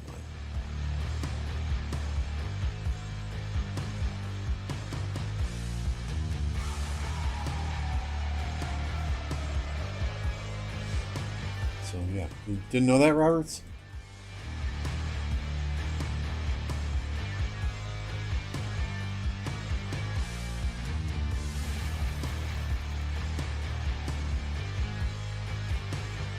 All right. So unless he brings home a shit ton of resources in the next few minutes, we should be safe in first place on Gathering Day.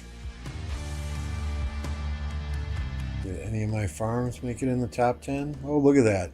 See, I am King Farmer. I'm telling y'all. You wonder why I have so many resources? This is why. I am King Motherfucking Farmer.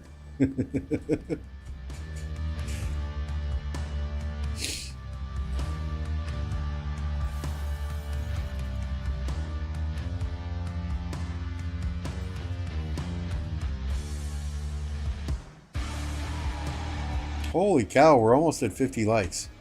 Can we get 2 more likes, guys? Please? Tell you what, 2 more likes and I drop 5 gifted. Okay? 2 more likes and we drop 5 gifted.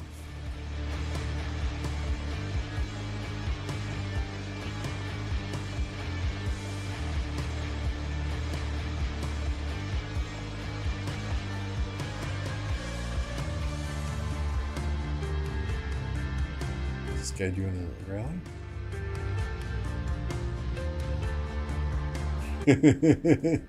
Oh, she's moved. She's moved now. She started her new job last week. Yeah, last week Monday she started her new job.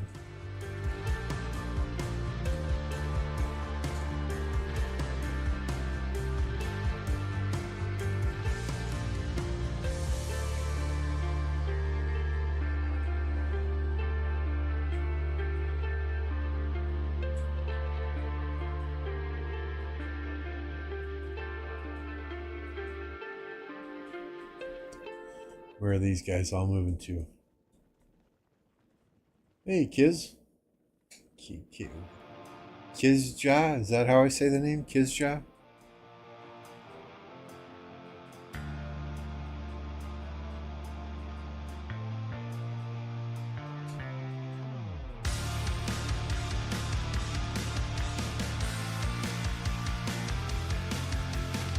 Yeah, y'all are my witnesses, right? I mean, people accuse me of buying resources, but oh man, this is 10 farms plus my main account farming hard.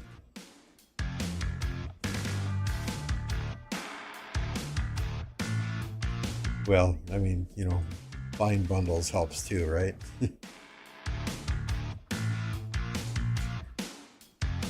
Where are you guys all going?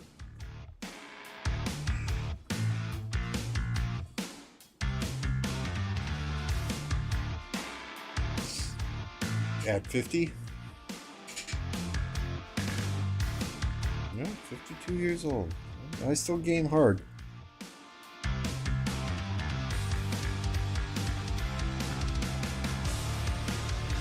Last weekend I finished Uncharted 4.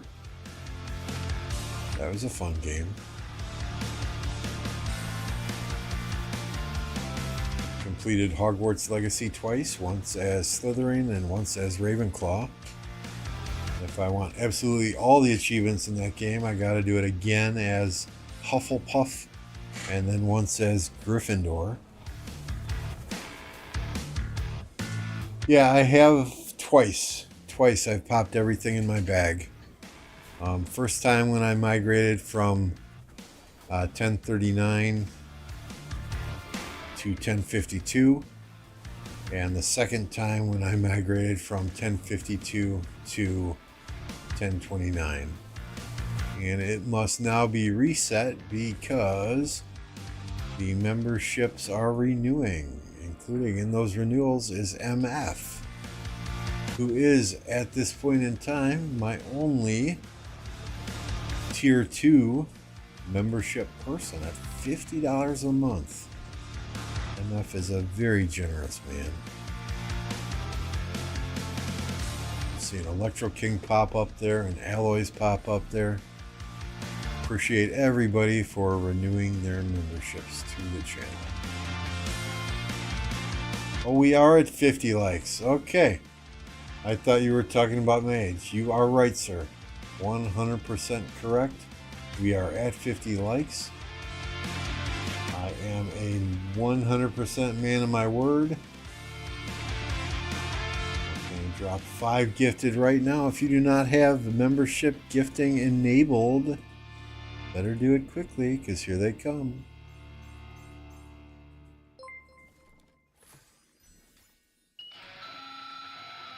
Hey, there's 5 gifted from TSN Lambo. I want to thank TSN Lambo for donating the 5 gifted. Yeah, jokes. Josh Spruce, Blue Panther Z, Cobet. Welcome to the Touchdown Club, guys. Alright, so let's do our free spin. We got 1. I said I would keep spinning if we got an 8. We need to get an 8 on this half price, or we're done. Okay, Lilith, do you hear me? Do you hear me, Lilith? Give me an 8 on this 400 gem spin, and we'll spin the rest. Otherwise, we're stopping right here.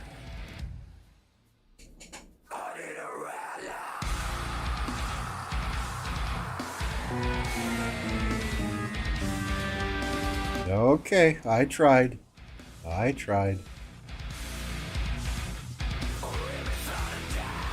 Hey, Benji.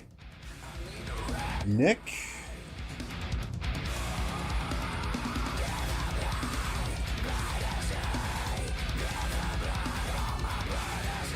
Pass is open for 254 tomorrow, right, Benji? Are you still playing, or did you officially retire?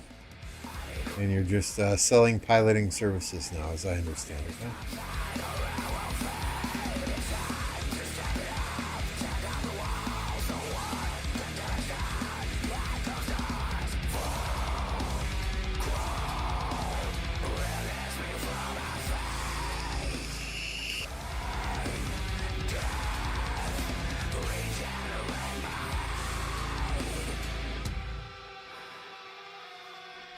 2 more dispatches. We'll do those tomorrow.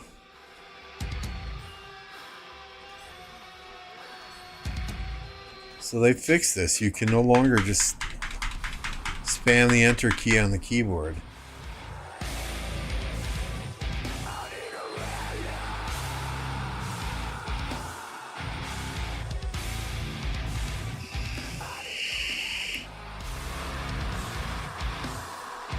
Check daily special. Oh, that's right. Thank you. I gotta get the daily stuff.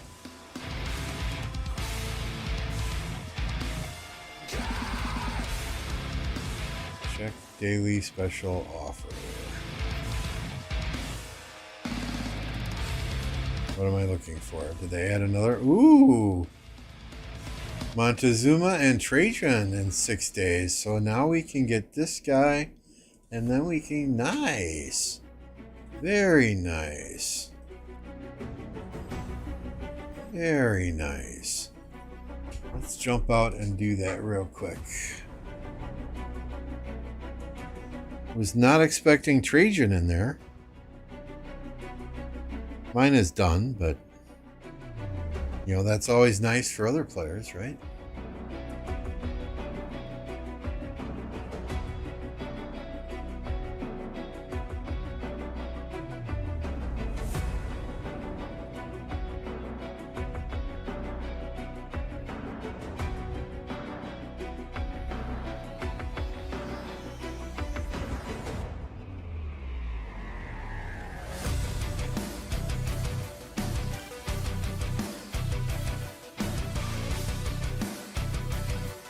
Where are we? Daily special offer.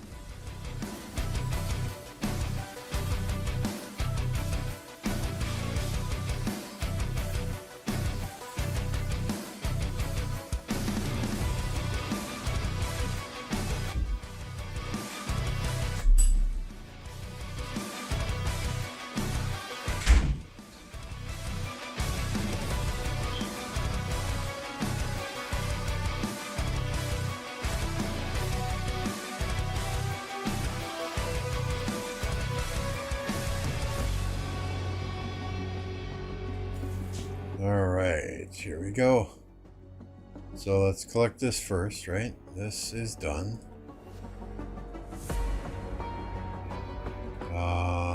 Then we want to See how many Pyrenees, I think that's his name, I get from here.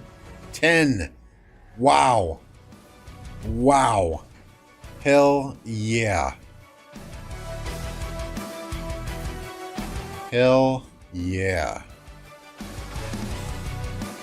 Usually it's like 2 or 3. 10. Nice. Nice, nice, nice, nice, nice.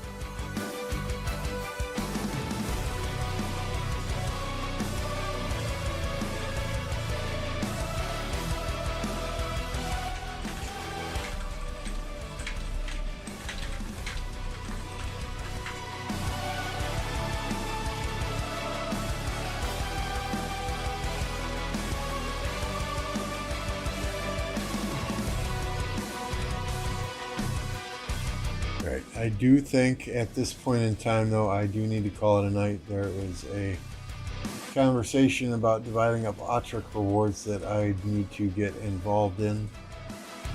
Let's see if anyone else is streaming. I do not see, unfortunately, anyone else streaming Rise of Kingdoms at the moment. So at this point in time, guys, I thank you for hanging out. And we'll be back tomorrow. We'll see what's going on in the KvKs tomorrow. Hopefully fire up the stream tomorrow. Now tomorrow does kick off the NFL preseason, so depending if there's nothing going on in KvKs, then I'll probably be watching football. But thanks everyone for tuning in. I appreciate each and every one of you. Those of you that were engaged in today in chat, it's been an awesome conversation. But we'll see you next time. Thank you.